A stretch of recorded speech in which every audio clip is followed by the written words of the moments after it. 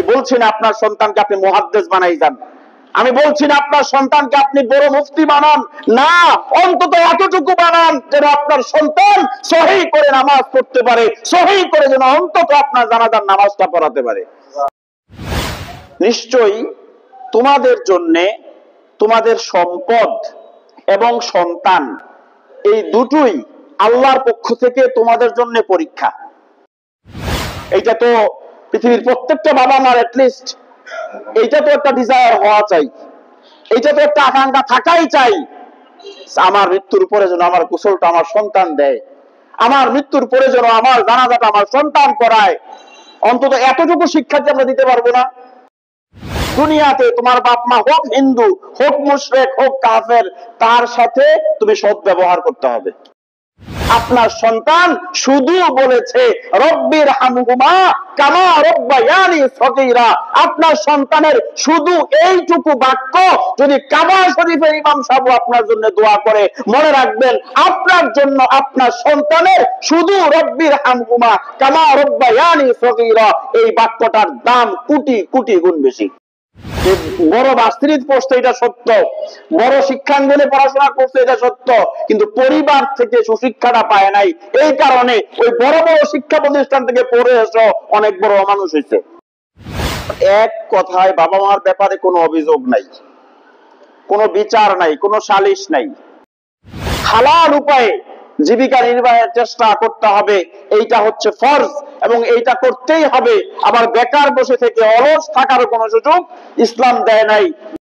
আব্দুর রহমান বিন আউফ রাদিয়াল্লাহু তাআলা আনহু, আল্লাহর নবীর এই সাহাবী এত ধনী ছিলেন, এত সম্পদশালী ছিলেন, ওনার ইন্তেকালের পরে যে স্বর্ণের বার দেখি না আমরা, স্বর্ণের বার, এগুলো কাটতে কাটতে যখন এগুলো তার মিরাজ বন্টন করা হয় সন্তানদের ভিতরে, এগুলো কাটতে কাটতে ছুরি বা চাকু পর্যন্ত বোঝা হয়ে গেছিল। আল্লাহ রাব্বুল আলামিন কাউকে সন্তান দিয়ে পরীক্ষা করেন, কাউকে সন্তান না দিয়ে পরীক্ষা করেন, কাউকে অল্প সন্তান দিয়ে পরীক্ষা করেন, কাউকে বেশি সন্তান দিয়ে পরীক্ষা করেন। আল্লাহ রাব্বুল আলামিন কোন কোন ব্যক্তিকে রুগ্ন অসুস্থ সন্তান দিয়ে পরীক্ষা করেন, কোন কোন ব্যক্তিকে সুস্থ সুঠামদেহী সন্তান দিয়ে আল্লাহ পরীক্ষা করেন। সন্তান যখনই দুনিয়াতে আসবে শুকর আদায় করতে হবে কার? আল্লাহ। রাসূল বলেছেন ছোট্ট শিশুটা যত ইবাদত করলো তার সমস্ত ইবাদতের সওয়াব তার আব্বা আম্মার আমলনামায় লিখে দেওয়া হয়। রাসূল করিম সাল্লাল্লাহু আলাইহি সাল্লাম এবার বলেন, না না না, তিন শ্রেণীর মানুষ আছে, তিন শ্রেণীর মানুষ আছে যারা মৃত্যুর পরেও তাদের আমলনামায় সওয়াব যেতেই থাকে। একটা মানুষ যখনই কোনো কাজ করে সাথে সাথে তার চারটা সাক্ষী হয়। সম্মানিত হাজিরিন, আল্লাহ রাব্বুল আলামিন তার ইবাদতের পরেই পিতামাতার প্রতি ইহসান করার জন্য আল্লাহ রাব্বুল আলামিন পবিত্র কোরআনুল কারীমে আদেশ করেছেন। আমরা গত সপ্তাহে হযরত লুকমান আলাইহিস সালামের কিছু নসিহা, ওনার সন্তানের প্রতি কিছু ওসিয়ত, এটা নিয়ে আলোচনা শুরু করেছিলাম। হযরত লুকমান তার সন্তানকে উপদেশ দিয়েছিলেন যেন আল্লাহর সঙ্গে কাউকে শরীক না করে। যখন পিতা তার সন্তানকে আল্লাহর সাথে সম্পৃক্ত করেছে, আল্লাহর সাথে পরিচয় করিয়ে দিয়েছে, আল্লাহ রাব্বুল আলামিন ওই সন্তানকে পিতামাতার প্রতি সদাচারী হওয়ার ব্যাপারে আদেশ দিয়ে দিয়েছেন। এখন আমরা অনেক সময়, যেহেতু কোরআন আল্লাহ তাআলা বলছেন ওয়ালা তাকুল্লাহুমা উফ, আব্বা আম্মার কোনো আচার আচরণে, তাদের কোনো কথায় কোনো কাজে তুমি উফ শব্দটাও উচ্চারণ করতে পারবে না। অর্থাৎ এক কথায় বাবা মার ব্যাপারে কোনো অভিযোগ নাই, কোনো বিচার নাই, কোনো সালিশ নাই।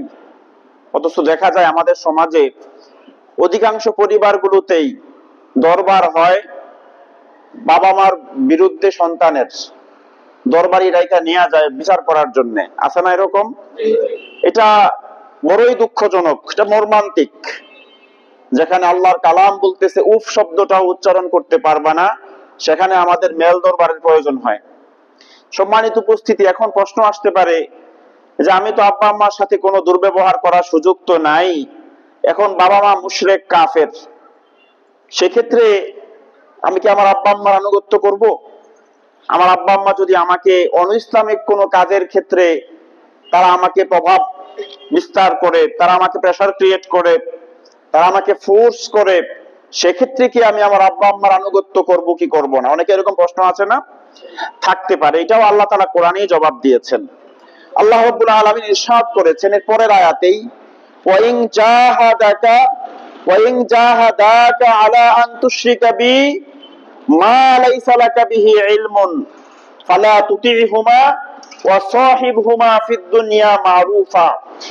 আল্লাহ পাক বলছেন, যদি তোমার পিতামাতা তোমাকে আল্লাহর সঙ্গে শরীক স্থাপন করার ক্ষেত্রে তারা তোমাকে জোর জবরদস্তি করে, তারা তোমার উপরে জোর কোনো হুকুম চাপাই দেয় না, তুমি আল্লাহর আনুগত্য করতে পারবা না, সেক্ষেত্রে আল্লাহ পাকের ফয়সালা হচ্ছে এই ব্যাপারে এসে তুমি তোমার আব্বা আম্মার আনুগত্য করতে পারবে না। কিন্তু তুমি তোমার আব্বা আম্মাকে মানবা না এটা সত্য, তার মানে দুর্ব্যবহার করবা এই সুযোগ নাই। এরপরেই আল্লাহ আবার বলছেন যে ফালা তুতিহুমা, তাদের আনুগত্য করবে না, কিন্তু ওয়াসাহিবহুমা ফিদ দুনিয়া মারুফা, আর দুনিয়াতে তোমার বাপ মা হোক হিন্দু, হোক মুশরিক, হোক কাফের, তার সাথে তুমি সৎ ব্যবহার করতে হবে। আব্বা আম্মার কথা মতো হিন্দু হওয়া যাবে না, নাস্তিক হওয়া যাবে না, মুরতাদ হওয়া যাবে না, গুনাহের কাজে জড়াই যাওয়া যাবে না, কিন্তু আব্বা আম্মার সঙ্গে দুর্ব্যবহারও করা যাবে না। আল্লাহ তাআলা সুন্দর এই ফয়সালা পবিত্র কোরআনুল কারীমে উদ্ধৃত করে দিয়েছেন। সম্মানিত উপস্থিতি, আল্লাহ রাব্বুল আলামিন পবিত্র কোরআনুল কারীমে একটা সুন্দর ঘোষণা দিয়েছেন। আল্লাহ তাআলা ইরশাদ করেছেন, ইন্নামা আমওয়ালুকুম ওয়া আওলাদুকুম ফিতনা, নিশ্চয়ই তোমাদের জন্য তোমাদের সম্পদ এবং সন্তান, কয়টা কথা বলছে? সম্পদ এবং সন্তান, এই দুটোই আল্লাহর পক্ষ থেকে তোমাদের জন্য পরীক্ষা। সন্তানও পরীক্ষা, সম্পদও পরীক্ষা। এই দুইটা পরীক্ষায় যারা উত্তীর্ণ হবে তারা কামিয়াব। একজন ঈমানদার এই দুইটা পরীক্ষায় তারা উত্তীর্ণ হওয়া লাগবে। মানুষ সম্পদের মোহে পড়ে হারামের পথে পা বাড়ায়, মানুষ সম্পদের লোভে পড়ে মানুষের উপরে জুলুম করে, অত্যাচার করে, অথচ আল্লাহ রাব্বুল আলামিন বলে দিয়েছেন এটা তোমাদের জন্য পরীক্ষা। তুমি যদি হাজার হাজার কোটি টাকার মালিক হও, তাও তোমার জায়গা হবে ওই 3.5 হাত মাটির গভীরে অন্ধকার কবরে তোমার জায়গা হবে। আর তুমি যদি রাস্তার ভিখারিও হও, তাও ওই একই অবস্থায় তোমার জায়গা হবে। সুতরাং এইটা নিয়ে বাড়াবাড়ি আর মারামারির কোনো সুযোগ নাই। হালাল উপায়ে জীবিকা নির্বাহের চেষ্টা করতে হবে, এইটা হচ্ছে ফরজ, এবং এইটা করতেই হবে। আবার বেকার বসে থেকে অলস থাকার কোনো সুযোগ ইসলাম দেয় নাই, বৈরাগ্যবাদের কোনো সুযোগও ইসলাম দেয় নাই। হালাল উপায়ে জীবিকা অন্বেষণ করতে হবে। আল্লাহ রাব্বুল আলামিন ইরশাদ করেছেন, ফাইদা কুদিয়াতিস সালাতু ফান্তাশিরু ফিল আরদি ওয়াবতাগু মিন ফাদলিল্লাহ, যখন তোমাদের নামাজ শেষ হয়ে যাবে তোমরা রিজিকের অন্বেষণে তোমরা জমিনে ছড়াই ছিটাই পড়ো। নামাজ যে আল্লাহর হুকুমে পড়বো, আবার ওই আল্লাহরই হুকুম নামাজ শেষ হওয়ার পরে আর বসে থাকো না, জমিনে আল্লাহর অনুগ্রহ অন্বেষণে, রিজিকের অন্বেষণে জমিনে ছড়াই ছিটাই পড়ো। ওই হুকুমটাও কার? আল্লাহ। তাহলে বেকার বসে থাকা, অলস বসে থাকার কোনো সুযোগ নাই। হালাল অন্বেষণ করতে হবে। এই হালাল অন্বেষণ করাও একটা ফরজ, ওইটাও সওয়াব, ওইটাও ইবাদত। এবং আল্লাহ রাসূল তো বলছেন, আল কাসিবু হাবিবুল্লাহ, যারা হালাল উপায়ে উপার্জন করে তারা আল্লাহর বন্ধু। কার বন্ধু? আল্লাহর বন্ধু। আপনি হালাল ভাবে ধনী হন, এতে কোনো নিষেধ নাই। আপনি হালাল ভাবে অনেক সম্পদ গড়েছেন, এতে কোনো নিষেধ নাই। ইসলামে হালাল উপায়ে ধনী হওয়াতে কোনো নিষেধাজ্ঞা দেওয়া হয় নাই, বরং হালাল ওয়ালারা যখন ধনী হবে তখন তাদের সম্পদ গরিব, মিসকিন, মসজিদ, মাদ্রাসা, বিভিন্ন আপনার সমাজ উপকারী কাজে এদের সম্পদগুলা ব্যয় হবে, ঠিক কিনা? হযরত উসমান রাদিয়াল্লাহু তাআলা আনহু সম্পদশালী ছিলেন। উনি কি ওনার সম্পদ দিয়ে আল্লাহর রাজি করে নাই? একজন সাহাবী ছিলেন আব্দুর রহমান বিন আউফ রাদিয়াল্লাহু তাআলা আনহু। আল্লাহর নবীর এই সাহাবী এত ধনী ছিলেন, এত সম্পদশালী ছিলেন, ওনার ইন্তেকালের পরে যে স্বর্ণের বার দেখি না আমরা, স্বর্ণের বার, এগুলো কাটতে কাটতে যখন এগুলো তার মিরাজ বন্টন করা হয় সন্তানদের ভিতরে, এগুলো কাটতে কাটতে ছুরি বা চাকু পর্যন্ত বোঝা হয়ে গেছিল। এই পরিমাণ সম্পদের মালিক ছিল। অথচ আব্দুর রহমান বিন আউফ রাদিয়াল্লাহু তাআলা আনহু, তার ব্যাপারে আল্লাহ রাসূল বলছেন আব্দুর রহমান তাজিরুর রহমান, আব্দুর রহমান তো আল্লাহর ব্যবসায়ী। সুবহানাল্লাহ। তো ইন্নামা আমওয়ালুকুম ওয়া আওলাদুকুম ফিতনা, সম্পদ নিয়ে আজকে আমার আলোচ্য বিষয় না। আল্লাহ বলছেন তোমাদের সম্পদ তোমাদের জন্য পরীক্ষা। এই সম্পদের জন্য তোমাদেরকে জিজ্ঞাসিত হওয়া লাগবে, সম্পদ কোন পথে আয় করেছো, কোন পথে ব্যয় করেছো। কিয়ামতের দিন আয় বুঝাতে হবে, ব্যয় বুঝাতে হবে। ওইটা ছাড়া কোন বনি আদম এক কদম সামনে এগোতে পারবে না। এইবার আল্লাহ বলছেন ইন্নামা আমওয়ালুকুম ওয়া আওলাদুকুম ফিতনা, আর শুনে রাখো তোমাদের জন্য তোমাদের সন্তান হচ্ছে পরীক্ষা। আল্লাহ রাব্বুল আলামিন কাউকে সন্তান দিয়ে পরীক্ষা করেন, কাউকে সন্তান না দিয়ে পরীক্ষা করেন, কাউকে অল্প সন্তান দিয়ে পরীক্ষা করেন, কাউকে বেশি সন্তান দিয়ে পরীক্ষা করেন। আল্লাহ রাব্বুল আলামিন কোন কোন ব্যক্তিকে রুগ্ন অসুস্থ সন্তান দিয়ে পরীক্ষা করেন, কোন কোন ব্যক্তিকে সুস্থ সুঠামদেহী সন্তান দিয়ে আল্লাহ পরীক্ষা করেন। সন্তান যখনই দুনিয়াতে আসবে শুকর আদায় করতে হবে কার? আল্লাহ সুবহানাহু ওয়া তাআলার শুকরিয়া আদায় করতে হবে। এবং এই সন্তানগুলো এত সুন্দর ব্যবস্থা আল্লাহ করছেন যে পরীক্ষা মানেই যে বিপদ আর মুসিবত এমন না। যে ব্যক্তি পরীক্ষায় উত্তীর্ণ হয়, পরীক্ষায় পাশ করে, তার জন্য কি সম্মান না অসম্মান? আল্লাহ তাআলা সন্তানকে পরীক্ষা স্বরূপ দিয়েছেন।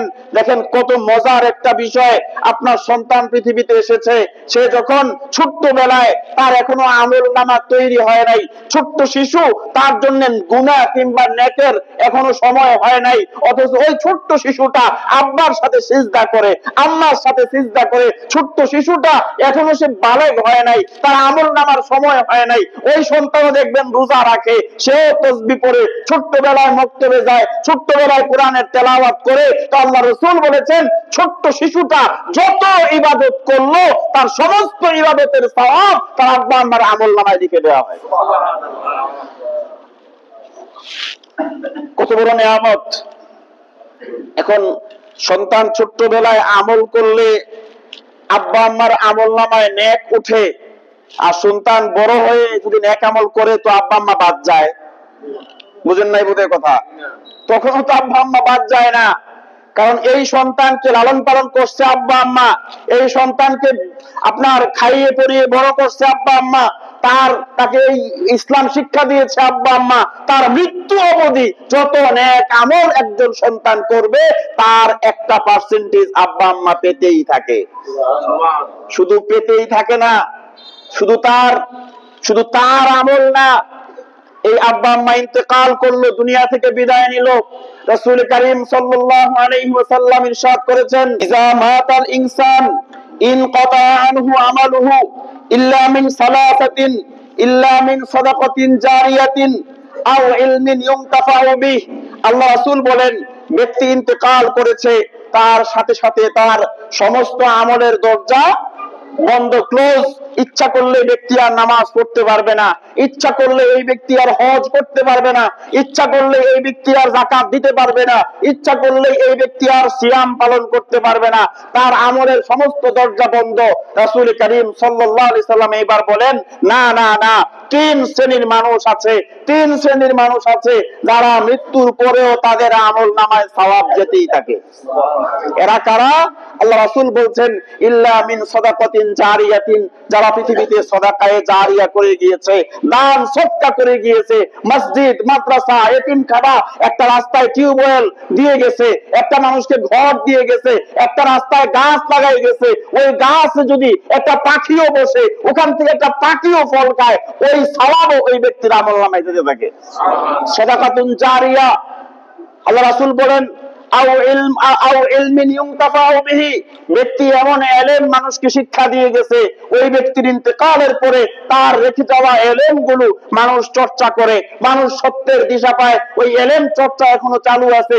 ব্যক্তি মুহাদ্দিস ছিলেন, ব্যক্তি কারি ছিলেন, ব্যক্তি কোরআনের আলেম ছিলেন, মানুষকে কোরআন শিক্ষা দিয়েছে, হাদিস শিক্ষা দিয়েছে, দিন শিক্ষা মানুষকে দিয়েছে। ওই ব্যক্তি মারা গেছে, কিন্তু তার শিক্ষা এখনো পৃথিবীতে বিদ্যমান। যত মানুষ আমল করতে থাকবে, যত মানুষ জ্ঞান চর্চা করতে থাকবে, তার আমল নামায় সওয়াব যেতে থাকবে। আল্লাহ রাসূল এইবার বলেছেন, আও ওয়ালাদিন সালিহিন ইয়াদউ লাহু, যদি নেক সন্তান পৃথিবীতে রেখে যায় আর ওই সন্তান যদি আল্লাহর কাছে দোয়া করে, আল্লাহ রাসূল বলেন ওই দোয়াও তার আব্বা আম্মার কবরে পৌঁছতে থাকে। আপনি মানুষ মারা গেলে মসজিদের খতিব সাহেব, ইমাম সাহেব, বড় বড় বক্তা, মাওলানা যতই দাওয়াত দিয়া খাওয়ান না কেন, আমরা যত বড় মুনাজাতে করি না কেন, আপনার সন্তান শুধু বলেছে, আপনার সন্তান শুধু বলেছে রব্বির হামহুমা কামা রব্বায়ানি সগীরা। আপনার সন্তানের শুধু এইটুকু বাক্য যদি কাবা শরীফের ইমাম সাহেব আপনার জন্য দোয়া করে, মনে রাখবেন আপনার জন্য আপনার সন্তানের শুধু রব্বির হামহুমা কামা রব্বায়ানি সগীরা এই বাক্যটার দাম কোটি কোটি গুণ বেশি, কারণ এটা আপনার সন্তান।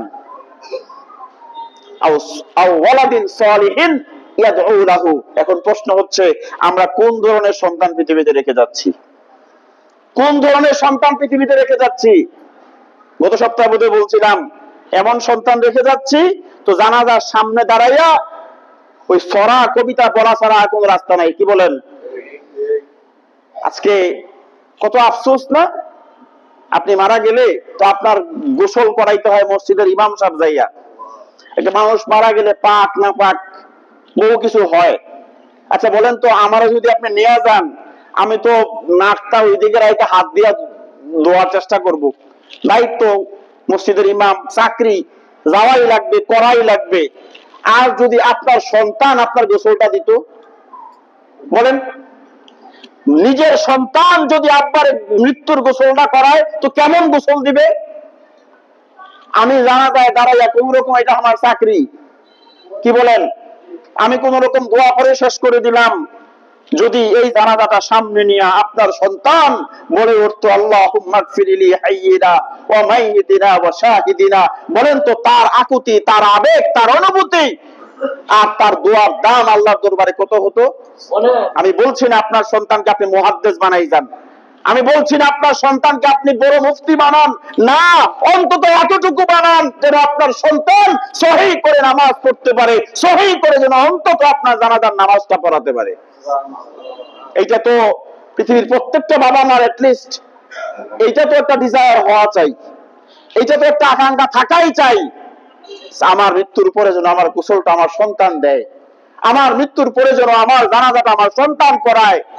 অন্তত এতটুকু শিক্ষা কি আমরা দিতে পারবো না? এতটুকু শিক্ষা তো দেওয়া জরুরি, কি বলেন?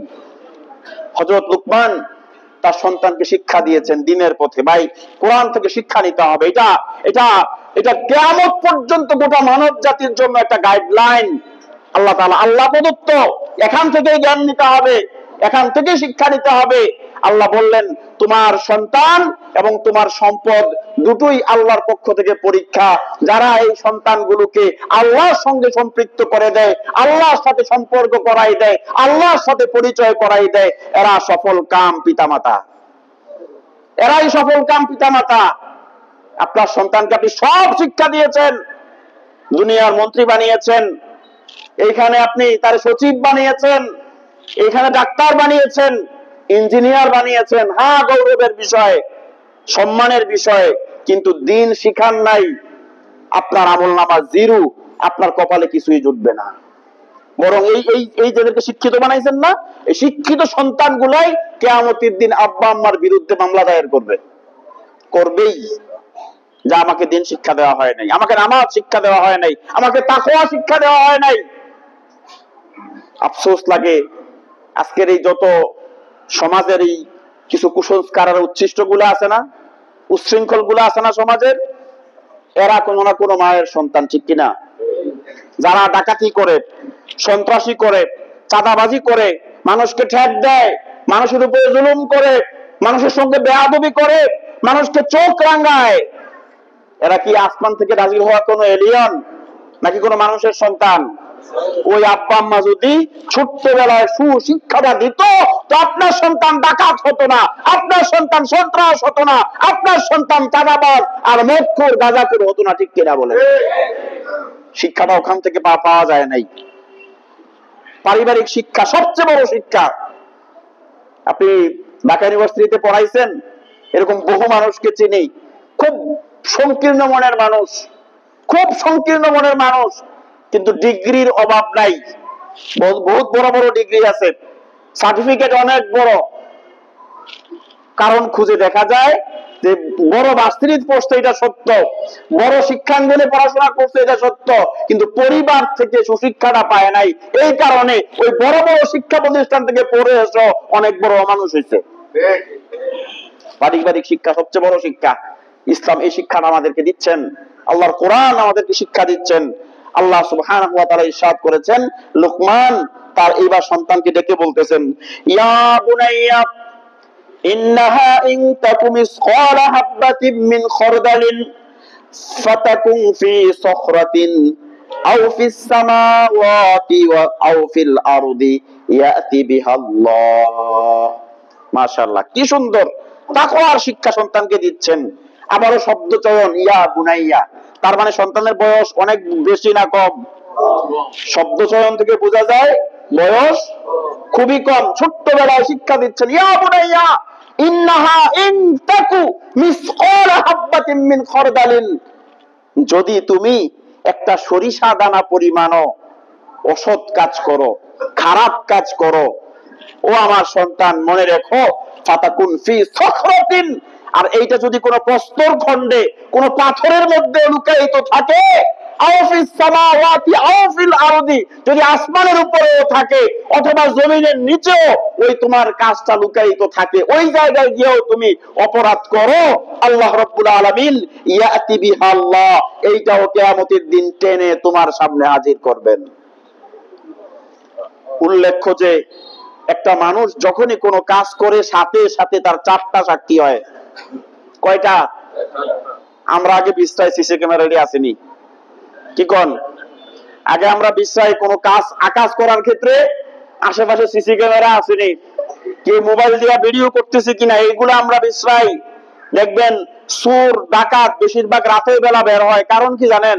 এরা জানে এই সময় রাস্তাঘাটে মানুষ থাকে না, এই সময় কেউ দেখবে না, এটাই আসল কারণ। ঠিক কিনা? এই জন্য রাতের অন্ধকারে বের হয়, গভীর রাতে বের হয়, যেন কেউ টের না পায়। যদি তার মধ্যে ঈমান থাকতো, সে যদি চিন্তা করতো আমি যখন যা করতেছি, দিনে হোক আর রাতে হোক, মাটির গভীরে হোক আর আসমানের উপরে হোক, যেখানেই আমি অপরাধ করতেছি, সাথে সাথে সাক্ষী কয়জন?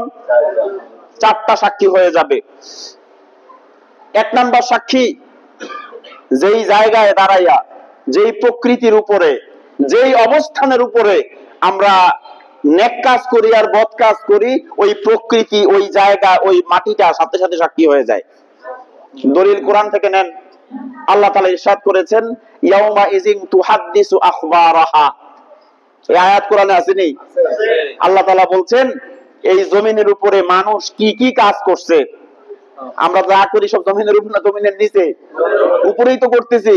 এইখানে এই পৃথিবীতে মানুষ যা যা কাজ করছে, এই মাটিটা সেদিন কিয়ামতের দিন যখন ইসরাফিল সিংহায় ফুৎকার দিবে, জমিন সব আল্লাহর সামনে বলে দিবে। তাহলে 1 নাম্বার সাক্ষী। 2 নাম্বার সাক্ষী, আল্লাহ রাব্বুল আলামিন ইরশাদ করেছেন, কিরামান কাতিবিন ইয়ালামুনা মা তাফআলুন, আমরা যা করি সম্মানিত 2 জন ফেরেশতা আছে না নাই? একজন আমাদের ডান পাশে, আরেকজন বাম পাশে। 2 জন ফেরেশতা দিনে হোক আর রাতে হোক আমরা যা করতেছি সঙ্গে সঙ্গে তা কি করতেছেন? লিখে ফেলতেছেন। এইখানেও আল্লাহ আমাদের উপরে যথেষ্ট ইহসান করেন। আল্লাহ বান্দারে মাফ করতে চায়, আল্লাহ চায় বান্দা জান্নাতি হোক। এই একটা সহায়ক একটা পরিস্থিতি আল্লাহ তৈরি করে দিয়েছেন। আপনারা এই কিরামান কাতিবিন সম্পর্কে কথা যেহেতু আসছে, প্রাসঙ্গিক একটু বলে ফেলি। এই কিরামান কাতিবিন এই সকাল বেলায় প্রতিদিন ফজরের নামাজের পরে এই পৃথিবীতে যত মানুষ আছে, হোক হিন্দু, হোক খ্রিস্টান, হোক বৌদ্ধ, যে যেই ধর্মেরই হোক না কেন, প্রতিদিন ফজরের নামাজের পরে ইন্ডিভিজুয়ালি, পার্সোনালি 2 জন ফেরেশতা নাজিল হয়। আমার জন্য 2 জন, হুজুরের জন্য 2 জন, এই কাকার জন্য 2 জন, এরকম ইন্ডিভিজুয়ালি 2 জন করে ফেরেশতা নাজিল হয়। যেই 2 জন আমারটা লিখবে, এই 2 জন ওনারটা লিখবে না, ওনার 2 জন আবার ওনারটা লিখবে না। এরা কাজ শুধু আমার সাথে, এদের ডিউটি শুধু আমার সাথে। এরা ঠিক আসরের নামাজের সময় তারা বিদায় নিয়ে চলে যায়। ওই আসরের সময় আবার 2 জন ফেরেশতা আল্লাহ পাঠাই দেয়। আসর থেকে শুরু করে পরের দিন ফজর পর্যন্ত ওই 2 জন আবার ডিউটি পালন করে। মজার বিষয় হলো, যেই 2 জন একবার বিদায় নিছে, তারা আর কিয়ামত পর্যন্ত পৃথিবীতে নাজিল হবে না। কারণ কি জানেন?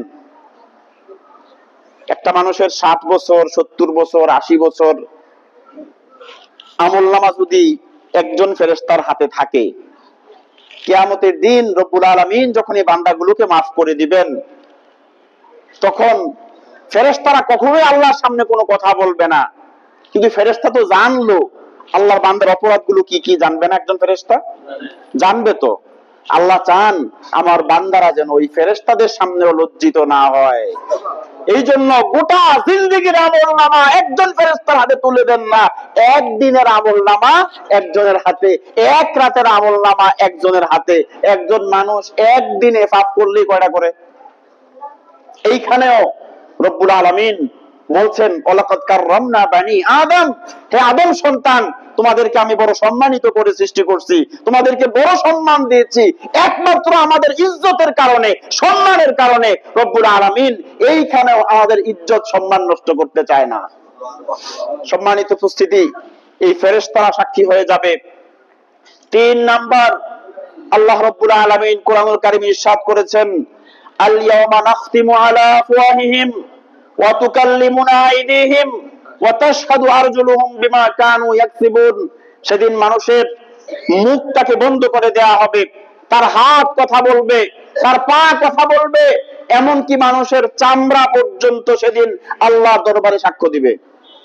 আজকে যে হাত দিয়া জুলুম করতেছি, যে চোখ দিয়া চোখ রাঙাচ্ছি, যে জবান দিয়ে মানুষকে ধমক দিচ্ছি, যে দেহটা দিয়া দ্বন্দ্ব অহংকার করতেছি, মনে রাখবেন আমার এই দেহটা, আমার এই শরীরটা কিয়ামতের দিন আমার বিরুদ্ধে দাঁড়াই যাবে। সেদিন মানুষ বলবে, ওয়াকালু লিজুলুদিহিম লিমা শাহিদতুম আলাইনা। যখন চামড়া কথা বলবে আল্লাহর দরবারে, তখন মানুষ বলবে, ও আমার চামড়া, তুমি কেন আজকে আমার বিরুদ্ধে সাক্ষ্য দিতেছো? তখন আল্লাহ তাআলা বলবেন, ক্বালু, তারা চামড়াগুলো জবাব দিবে, ক্বালু আনতাকানাল্লাহ আনতাকা কুল্লা শাই। আজকে কথা বলার জন্য আল্লাহ রাব্বুল আলামিন আমাদেরকে আদেশ দিয়েছেন। বিশ্বাস হয় হাত যে কথা বলবে, পা যে কথা বলবে, নিজের অঙ্গ প্রত্যঙ্গ। আল্লাহু আকবার, ফাআলুল লিমা ইউরিদ। আমার আপনার আল্লাহ চাইলে কি না পারেন। তিনি যখন হুকুম করবেন, আমাদের দেহ অঙ্গ প্রত্যঙ্গ গুলো আমাদের বিরুদ্ধে সেদিন আল্লাহর দরবারে সাক্ষ্য দিবে। 3 নাম্বার সাক্ষী আমার দেহ।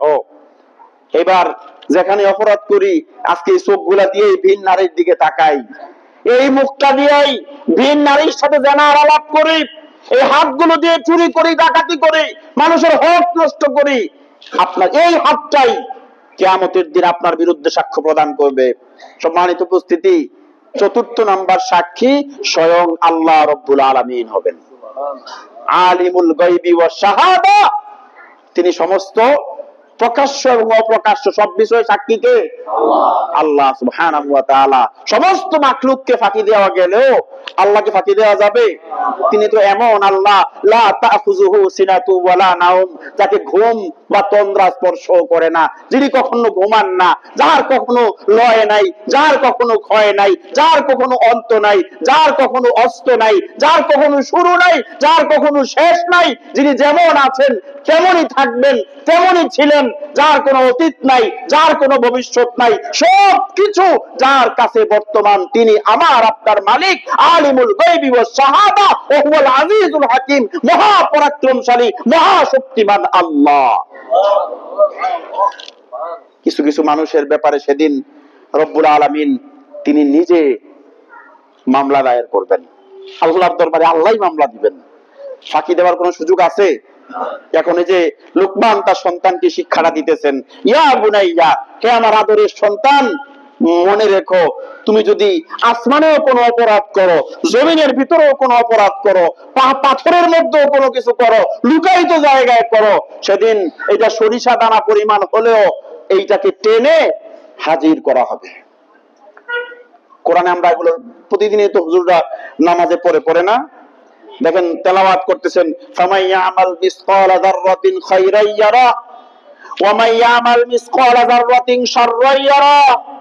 একটা মানুষের জীবনে কৃত তার একটা নেক আমল, এইটাও যদি যাররা পরিমাণ হয়, ওই যুগে যাররার ব্যাখ্যা একরকম, যখন অণুপরমাণুর ধারণা মানুষের মধ্যে ছিল না। আজকের বিজ্ঞান অণুপরমাণুর ধারণা মানুষকে দিয়েছে, যদি পরমাণু পর্যায়ের হয়, একটা পরমাণুকে আপনি ভাঙেন, ওইটা যত ক্ষুদ্র থেকে ক্ষুদ্র হবে, যত মিনিয়েচার সাইজ হবে, ওইটাও কিয়ামতের দিন আল্লাহর দরবারে জবাব দিতে হবে। আয়াত এটাই বলতেছেন। খলিফাতুল মুসলিমিন আমিরুল মুমিনিন ওমর ইবনুল খাত্তাব রাদিয়াল্লাহু তাআলা আনহু, তিনি এক সফরের মধ্যে ছিলেন। এই সফরের মধ্যে ওমর রাতের অন্ধকারে হাঁটতেছেন, কিছু সাথী সঙ্গী নিয়ে।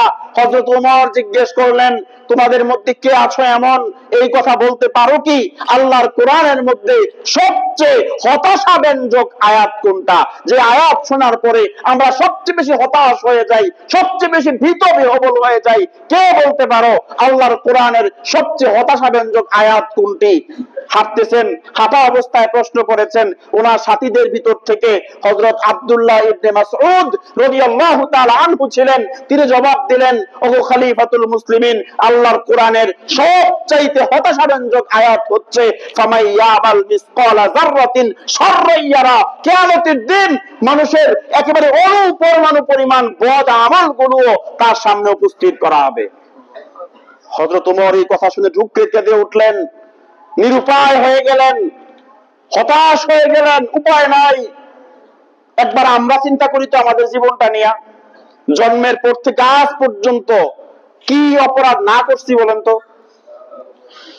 এই চোখগুলা কত হারাম জায়গায় ঘুরাইছি জীবনে, অথচ আল্লাহ তো বলে দিয়েছেন, ইয়ালামু খায়নাতাল আয়ুন ওয়া মা তুখফিস সুদূর। ও বান্দা, তুমি যে চোখগুলো ঘোরাও, তোমার চোখের মনিটা যে নড়ে, এইটাও আমি আল্লাহ দেখতে পাই। ওয়া মা তুখফিস সুদূর, তোমার দিলের মধ্যে যা আছে এটাও আমি আল্লাহ জানি। শুধু জানি না, ইয়ালামু সিররা ওয়া আখফা, বর্তমানে তোমার দিলে যা উঠতেছে আর পড়তেছে ওইটাও জানি, ভবিষ্যতে তোমার মনে যা আসবে ওইটাও আমি আল্লাহ জানি। সম্মানিত উপস্থিতি, হযরত ওমর আরেকটু হেঁটে এরপরেই জিজ্ঞেস করলেন, এইবার কি আছো এমন আল্লাহর কোরআনের সবচেয়ে আশাব্যঞ্জক, সবচেয়ে আশা জাগানিয়া এমন একটা আয়াত কে বলতে পারবা? আবার আব্দুল্লাহ ইবনে মাসউদ বলেন, আল্লাহর কোরআনের সবচেয়ে আশাব্যঞ্জক আয়াত হচ্ছে এটা।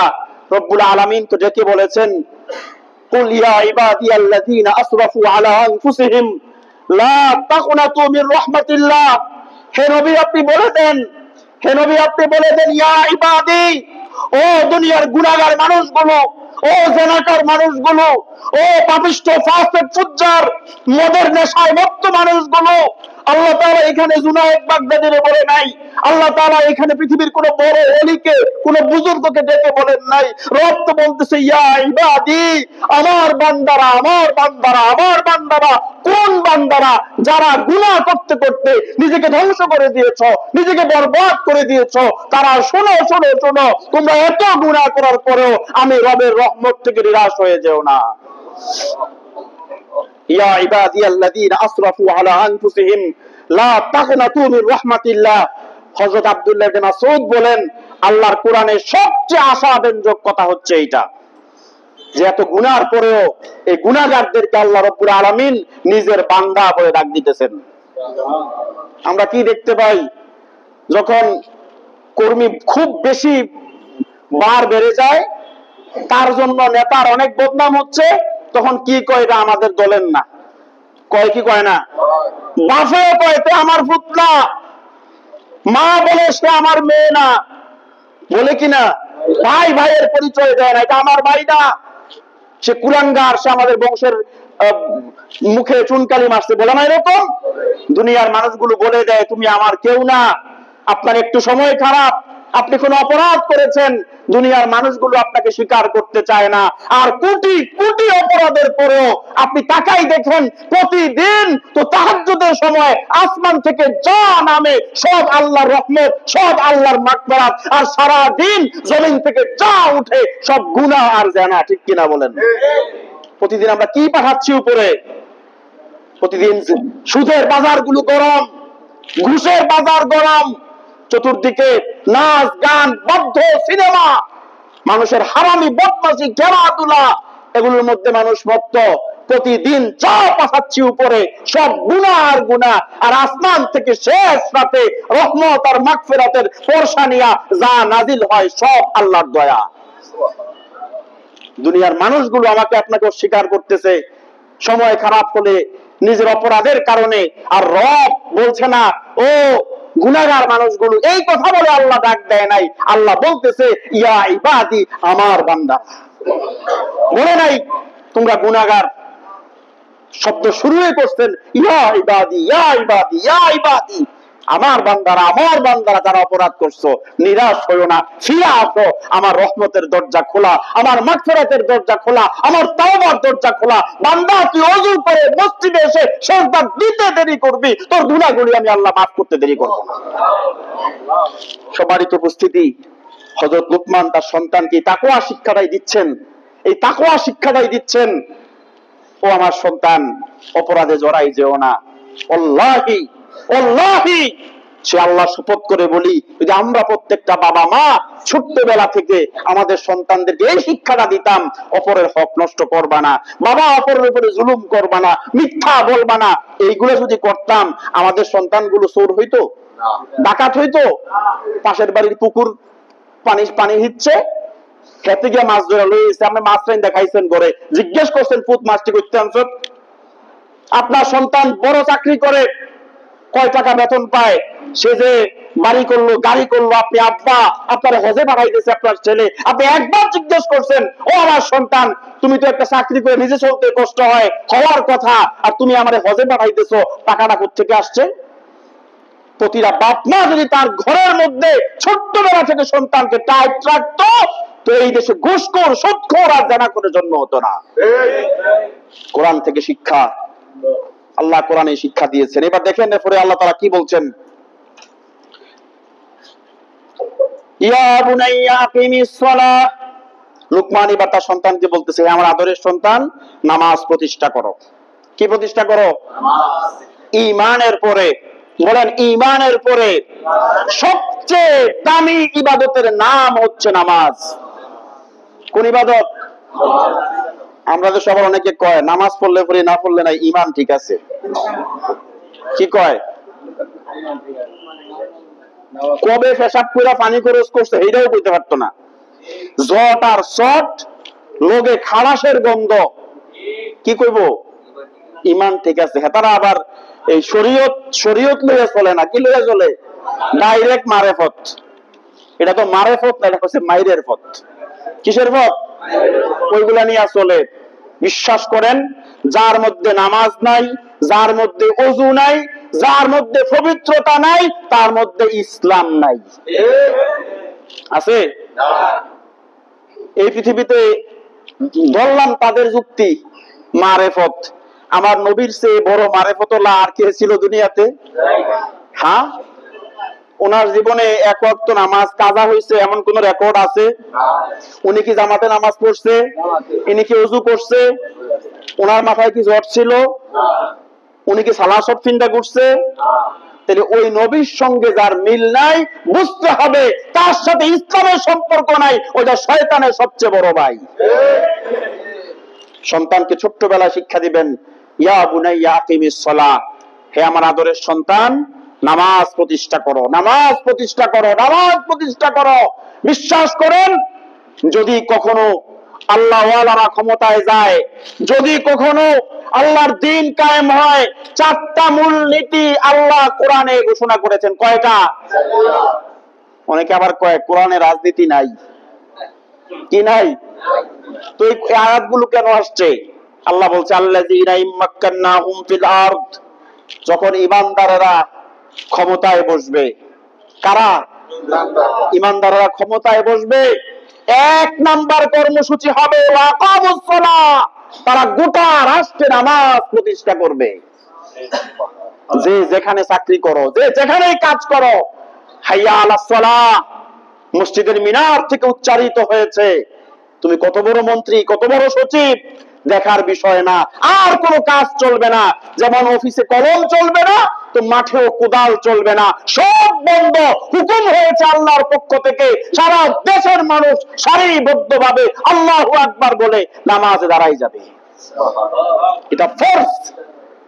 এবার আপনি যে রাজনীতি করেন, আপনার নেতারে জিজ্ঞেস করেন, নেতাজি আপনি যদি ক্ষমতায় যান, আপনি কি নামাজ প্রতিষ্ঠা করবেন? আপনার যে ইশতেহার থাকবে ওখানে নামাজ প্রতিষ্ঠা আছে কিনা, যদি না থাকে তো ওইটার সাথে মুসলমানের সম্পর্ক থাকতে পারে না। মুসলমানের নেতা হবে সে যে ক্ষমতায় গিয়ে সারা দেশে নামাজ প্রতিষ্ঠা করবে। এটা আল্লাহর কথা। তাহলে নামাজ কায়েম করতে হবে, আল্লাহর হুকুম, সন্তানকে নামাজ শিক্ষা দিতে হবে। কোন কালে শিক্ষা দিবেন? এবার আল্লাহ রাসূল কি বলতেছে শোনেন, মুরু আওলাদাকুম ওহুম আবনাউ সাবঈ সিনিন, তুমি তোমার সন্তানকে নামাজের আদেশ দাও যখন তার বয়স 7 বছর। কত বছর? যখন তার বয়স 7 বছর তখন তারে নামাজের আদেশ দাও। ওয়াদরিবুহুম ওহুম আবনাউ 10 সিনিন, যখন তার বয়স 10 বছর তখন আর আদেশ না, পিডা। তখন কি? আমার কথা না, রাসূল বলছে ওয়াদরিবুহুম, তারে প্রহার করো, তাদেরকে পিঠা লাগাও। যখন বয়স 10 বছর হয়ে গেছে, এখন নামাজ পড়ে না, সন্তানকে ফিডা দাও। এইবার মুসলমান সবার কাছে প্রশ্ন, অঙ্ক না পারলে সন্তানকে ফিরছি, পরীক্ষায় ফেল করলে ফিডা লাগাইছি, বহুত কারণে সন্তানকে ফিডাইছি, নামাজ পড়ে না, এই কারণে 10 বছর বয়স হয়েছে, ছেলে বা মেয়ে কয়টা আব্বা আমরা আমাদের সন্তানকে ফিরছি? এই জন্যই শুক্রবার আসলে মসজিদটি ফুরে, বাকি সময়গুলো মসজিদের কাতারগুলা খালি। কি বলেন? যদি যদি ফিডার লগে লগে এটা কইতেন, তার বয়স তো তখনও গারফাক দেওয়ার বয়স হয়েছে না, কি কন? তখনও বয়সটা গাঁটতে দামের বয়স হয়েছে না। যদি ওই সময় ফিডা দিতাম আর কইতাম যে নামাজ না পড়লে আমার ঘরে ভাত নাই, খানা বন্ধ, সব বন্ধ, আপনি কি মনে করেন সন্তান নামাজি হইতো না? হইতো। এইভাবে হবে বিদায় আল্লাহ রাসূল এই কথাগুলো বলছে।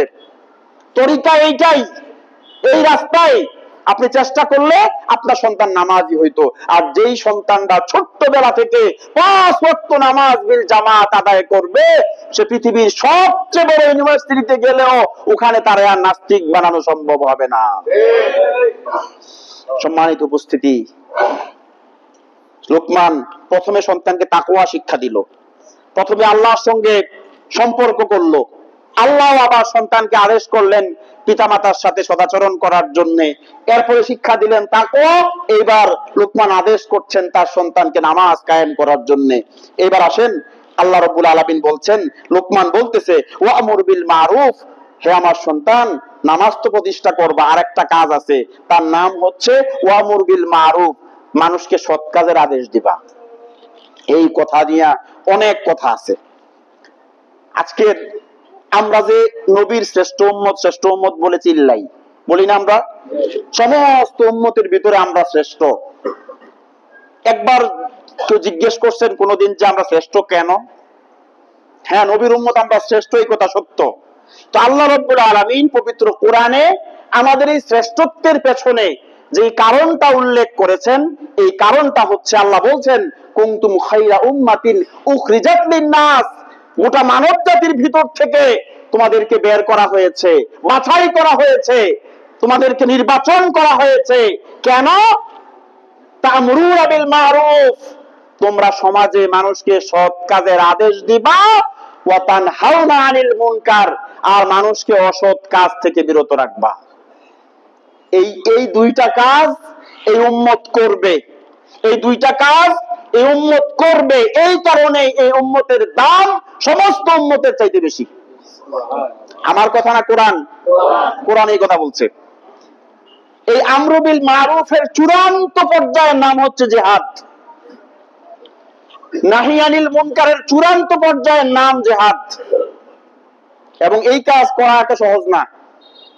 আপনার চোখের সামনে সমাজের খুব শক্তিশালী মানুষগুলো, প্রভাবশালী মানুষগুলো, তারা যখন সুদের কারবার করবে, আপনি গিয়ে বাধা দিবেন, আপনি কি মনে করেন ফিরে আমরা থাকবো? আপনার উপরে জেল হবে, জুলুম হবে, অত্যাচার হবে। আপনি ভাববেন না বিগত সময়গুলোতে সারা পৃথিবীতে যত আলেম ওলামার উপরে, যত হক্কানি আল্লাহওয়ালাদের উপরে জুলুম, জেল আর জরিমানা হয়েছে, অন্যতম কারণ তারা মাইক দিয়ে প্রকাশ্যে বলছে জমিন আল্লাহর, আইন বাস্তবায়ন করতে হবে কার? অন্যায় অন্য কিছু ছিল না। আর আমরা সুদ খায় নাই, ঘুষ খায় নাই, চুরি করে নাই, ডাকাতি করে নাই। অন্যায় ছিল এদের একটা, ওই অসৎ মানুষদের সামনে তারা চেয়েছিল সমাজে কোনো অন্যায় অবিচার থাকবে না। এই দাবিতে তারা রাস্তায় এসেছিল, যার কারণে টার্গেট করে করে এদেরকে কিলিং করা হয়েছে। এবং এই পথে হাঁটতে গেলে বিপদ আসবেই। নবী করিম সাল্লাল্লাহু আলাইহি ওয়াসাল্লাম তিনি যদি মক্কায় সেদিন শুধু বলতেন তোমরা তোমাদেরটা করো, আমরা শুধু নামাজ কালামা রোজা তাসবিহ নিয়ে আসি, এই কথা বললে বিশ্বাস করেন আল্লাহর নবীর গায়ে একটা পাথরও পড়তো না। তিনি সেদিন এই কথাই বলছিলেন, যখন ইসলাম প্রতিষ্ঠিত হবে কোনো অন্যায় অবিচার জুলুম থাকবে না, ঠিক কিনা? এটা যখন এরা বুঝতে পারছে যে না, এই মুহাম্মদকে ঠিকাই রাখলে আমাদের আর সুদের বাজার, ঘুষের বাজার, জেনার বাজার, জুলুম, অত্যাচার, কোন অন্যায় কাজ আমরা সমাজে করতে পারবো না, যখনই তারা এটা মনে করছে তখনই আল্লাহর নবীকে হত্যার ষড়যন্ত্রে লিপ্ত হয়েছে। অতীতের ইতিহাসটাই। আপনি যখনই এরকম সৎ কাজের আদেশ দিতে যাবেন আর অসৎ কাজের নিষেধ করতে যাবেন, বিপদ আসবে, মুসিবত আসবে, বাধা আসবে। আর আসলে কি করতে হবে এই কথাও আল্লাহ কোরআনে বলে দিয়েছেন। আল্লাহ তাআলা বলছেন অসবির আলা মা আসাবাক। আর তুমি এই কাজ করতে গেলে যখন বিপদ আসবে, মুসিবত আসবে, তোমার উপরে অত্যাচারের স্টিম রুলার চালাই দেওয়া হবে, তখন তুমি এই বিপদের সময়ে সবরের নীতি, ধৈর্যের নীতি অবলম্বন করবে। আল্লাহ শিক্ষা দিচ্ছেন আমাদেরকে। এই সবর নিয়ে একটু কথা বলি, সময় শেষ, অল্প একটু সময়। সম্মানিত উপস্থিতি, মক্কায় এই কথা আপনাদের সামনে আরো হয়তো অনেকবার বলেছি, মক্কায় যখন ইসলাম নতুন, আল্লাহ রাসূল প্রথম দাওয়াত দিচ্ছেন, একেবারে ইসলামের প্রারম্ভ লগ্নে মক্কায় একটা পরিবার ইসলাম গ্রহণ করলো। এই পরিবারকে বলা হয় ইয়াসারের পরিবার। কার পরিবার? ইয়াসারের পরিবার। পরিবারে 3 জন মাত্র সদস্য, বাবা, মা আর একজন সন্তান। বাবার নাম ইয়াসার, মার নাম সুমাইয়া রাদিয়াল্লাহু তাআলা আনহা, আর একটা মাত্র ছোট্ট ছেলে, ওনার নাম ছিল আম্মার। কি নাম? আম্মার। এই 3 জন মানুষের পরিবার। তারা মক্কার অধিবাসী ছিলেন না, তারা বাইরে থেকে আসা, মক্কায় কাজকর্ম করত, গরিব মানুষ ছিলেন। এখন আপনাদের এলাকার কোন মানুষ অন্যায় করলে তারে পাকড়াও করা যতটা কঠিন, আর বাইরের একজন মানুষ এসে করলে তারে পাকড়াও করা কি অতটা কঠিন হবে? সহজ। বাইরের মানুষ, তার এখানে আত্মীয় স্বজন নাই, কেউ নাই, তারে সহজে আক্রমণ করা যায়। তো আম্মারের পরিবারকে, ইয়াসারের পরিবারকে আবু জাহেল কাবা শরীফের কাছে ধরে নিয়ে গেল। ইয়াসারকে আপনার খুঁটির সঙ্গে বেঁধে বেদম প্রহার করা হলো চাবুক দিয়া। আর সুমাইয়া রাদিয়াল্লাহু তাআলা আনহা, তাকেও ঈমানের মুখোমুখি করা হলো, জুলুমের মুখোমুখি করা হলো। একটা পর্যায়ে হযরত সুমাইয়া রাদিয়াল্লাহু তাআলা আনহাকে বর্ষা দিয়ে আবু জাহেল ওনার লজ্জাস্থানে আঘাত করেছে। হযরত সুমাইয়া ইসলামের প্রথম, ইসলামের জন্য, দ্বীনের জন্য শহীদ হওয়া প্রথম ব্যক্তি সুমাইয়া রাদিয়াল্লাহু তাআলা আনহা নির্মম ভাবে সেদিন এই মক্কায় শহীদ হয়। আর ছোট্ট ছেলে আম্মার জীবিত ছিলেন। ও আম্মার রাদিয়াল্লাহু তাআলা আনহুকে ছোট্ট ছেলেটাকে কালেমার দাবিতে উপর করে শুইয়ে দিয়া পিঠের মধ্যে জ্বলন্ত আংরা রাখা হইতো। ইয়াসার ছিল পিটাইয়া, তাকেও যখন হত্যা করা হয় শহীদ করা হয় দূরেই একটা পাহাড়ের উপরে সৈয়দুদ্দুজাহা রাহমাতুল আলামিন বিশ্বনবী জনাবে মুহাম্মদ রাসূলুল্লাহ সাল্লাল্লাহু আলাইহি ওয়াসাল্লাম তিনি ওই পাহাড়ের উপরে দাঁড়াইছিলেন। ইসলাম প্রতিষ্ঠিত না, কিচ্ছু করার নাই, জুলুম চলতেছে, এখনো আল্লাহর হুকুম হয় নাই। আল্লাহ রাসূল দূর থেকে দাঁড়ায়া বলতেছিলেন, ইসবিরু আলা ইয়াসার, ইসবিরু আলা ইয়াসার ফাইন্না মাউইদাকুমুল জান্নাহ। রাসূলুল্লাহ চোখ দিয়ে গড়গড় করে এই দৃশ্য দেখে পানি পড়তেছিল। হায় রে, এই গরিব মানুষগুলো, এই নিঃস্ব মানুষগুলো শুধু কালেমার জন্য, দ্বীনের জন্য নির্মমভাবে শহীদ হচ্ছে। আল্লাহ রাসূলের চোখ থেকে পানি পড়তেছিল, আর নবীজি বারবার বলতেছিলেন, ইসবিরু আলা ইয়াসার ফাইন্না মাউইদাকুমুল জান্নাহ। হে ইয়াসারের পরিবার, তোমরা সবর করো, ধৈর্যের নীতি অবলম্বন করো। আমি মুহাম্মদ সাক্ষ্য দিচ্ছি, ওয়াদা করতেছি, নিশ্চয়ই তোমাদের জন্য আল্লাহর জান্নাতের ওয়াদা রয়েছে। এই পথে চলতে গেলে জুলুম হবেই, আল্লাহর দ্বীনের কথা বলতে গেলে অত্যাচার হবেই। কখনো বাসর রাত্রে স্ত্রী রেখে জিহাদের ময়দানে ঝাঁপাই করা লাগতে পারে, কখনো বাড়ি ছাড়া লাগতে পারে, কখনো ঘর ছাড়তে হতে পারে, কখনো ফাঁসির মঞ্চে ঝুলতে হতে পারে, কখনো শূলবিদ্ধ হওয়া লাগতে পারে। যে কোনো পরিস্থিতি আসুক, মুসলমান ঈমানের উপরে, ইসলামের উপরে ইস্তেকামাত থেকে আল্লাহর জন্য সবর করবে, ঠিক কিনা বলেন? সুতরাং আমরু বিল মারুফ ওয়া নাহি আনিল মুনকার, এই ব্যাপারে আগামী জুমায় শর্টকাট কিছু কথা হবে ইনশাআল্লাহ। এটা ঈমানদারের জন্য ফরজ। ঈমানদারের জন্য কি? যখনই অন্যায় দেখবো বাধা দিব, আর মানুষকে সৎ কাজের আদেশ দিব তো ইনশাআল্লাহ। আল্লাহ সুবহানাহু ওয়া তাআলা আমাদের সকলকে এই কোরআনের বিধিবিধান মোতাবেক আমল করা, রাসূলের সুন্নাহ মোতাবেক আমল করার তৌফিক দান করেন।